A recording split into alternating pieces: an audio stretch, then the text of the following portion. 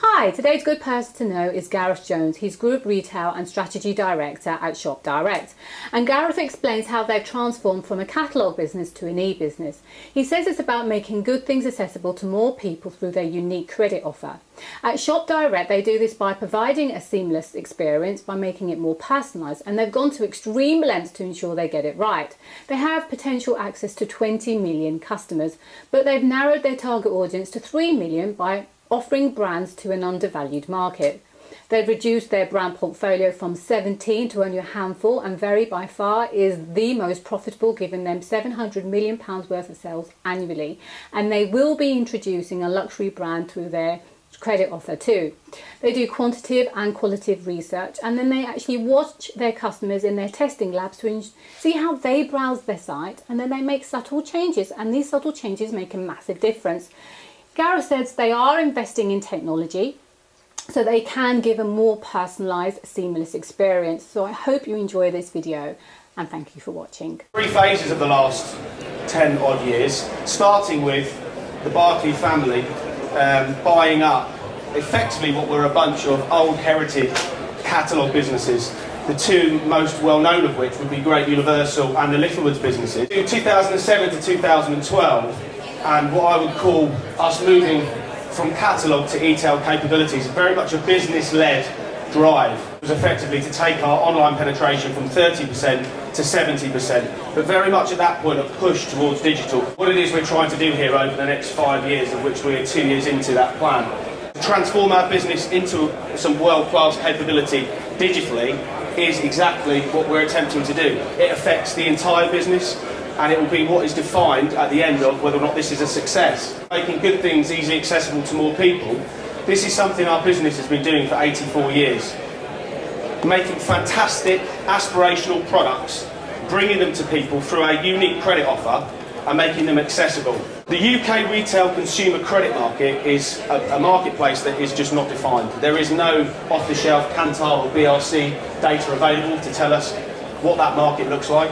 And therefore, about 18 months ago, we set about creating the first ever piece of UK retail consumer credit research. And we found some very interesting facts. We found that there were 20 million people, 20 million individuals in the UK that liked our type of credit and the products that we were selling and that we wanted to lend to. But of course, businesses don't survive targeting 20 million customers. They need some focus. What we found is a disproportionate group within the 20 million individuals, 3 million of these, where we absolutely had the right to win. A disproportionate share of that market, a more profitable set of customers within that share, and most importantly, the absolute brands to win and take more share in that undervalued market.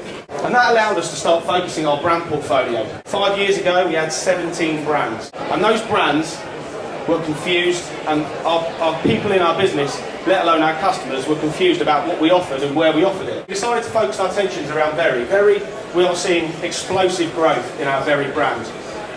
Very is now worth 700 million of sales annually, and is twice the size of ASOS in the UK. And that's from a standing start in 2009. It's still growing at over 25% per annum, with a £700 million sales base and over 1 million customers. The gateway to the more stylish life is really just a repurpose of our reason for being. The good things easily accessible to more people, and that is the gateway to the products and the brands, the aspirational brands that she so desires, but can't afford to pay up front all in one lump sum. In that brand house, we know exactly who our competitors are. Very has a disproportionate share of this market, about 8% of that bullseye 3 million customers that you saw earlier, of 25 to 45-year-old striving and aspiring families in the UK. As part of London Fashion Week, we're going to launch luxury brands, luxury things accessible through our credit offer, the likes of Burberry, Mulberry, C by Chloe. Aspirational luxury brands brought to the families of the UK, hard-working families of the UK, through a credit offer. This will be the first in the UK that this has ever happened. It's just simply, there is no proposition like it. But what about where we make our money? Well, this part of customer intelligence is absolutely key, and one of the growing parts of our business. We now have over 100 people in our data science and analyst function, delivering fantastic algorithms into our site, powering a lot of the experiences you're going to see in a second. An easy end-to-end seamless customer experience happen for every customer when they come to our site. We all know the best people that do this are Amazon. One-click purchase and you're out, almost too easy. And we're determined to make sure our customers feel that way too. Everything starts with a funnel and how many we go from visitors down to conversion rate. So we use that funnel to find pinch points. When we've found pinch points in that, or friction in that easy end-to-end customer experience, unfortunately, the quantitative data, it's very difficult to see why that quantitative data and why those customers are falling out at that side of that part of the journey. And that's where our in-house customer lab comes in, where we bring customers in, we replay those journeys and we watch customers breaking those journeys. We then finish off those tests by quantitatively testing on our site through A/B and multivariate tests a number of different ways in which we put in front of the customer that we think will fix the issue. Customers were quite clearly falling out of this journey and we weren't sure why. We could quite clearly see that we were telling the customer there had been an error on the page, that they hadn't picked their size or hadn't picked their colour, and we were confused as to why. And it was just very simply, through eye tracking, we could see that customers could not see it. They were too fixated on the product, and too many customers were cancelling their basket. So by just implementing a very small light box, just to say to the customer, oops, you seem to have forgotten to put your size in, customer can pick their size or colour and then move on in the journey. Now that small little change, that first change that we did in our customer lab gave us over £800,000 worth of incremental sales that year. But we're not doing just one test a month. This is experimentation at extreme scale. By the end of peak, we'll be up to 100 tests per month. 100 tests at any one time across the scale of our journeys, testing how we get that easy end-to-end customer experience. We are investing in the future. We have a two-tier strategy, and that investment in the future is about doing real-time personalisation in the platform, using our intelligent data sources and those trigger points to really predict lifetime value and actually drive that lifetime value forward.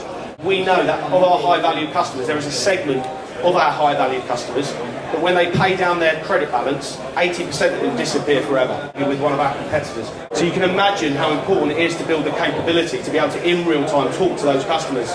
Perhaps give them a credit limit increase on their credit account so that they can go and purchase more. But to do that complex change, we need new technology, we need new processes. We can segment customers and start personalising journeys to see if one size might not fit all, but actually within a segment we can personalise a journey and still absolutely make progress. We have over 12 tests in our platform today personalising customer experiences by a different segment of customer. We know so much about what our customers do, the fundamental things that they need to check out from their journey. We know what size, we know that they have a size 10 dress every time they come in. We know they love Ted Baker. We know that where their local delivery store is, and we know that they only ever use that click and collect store.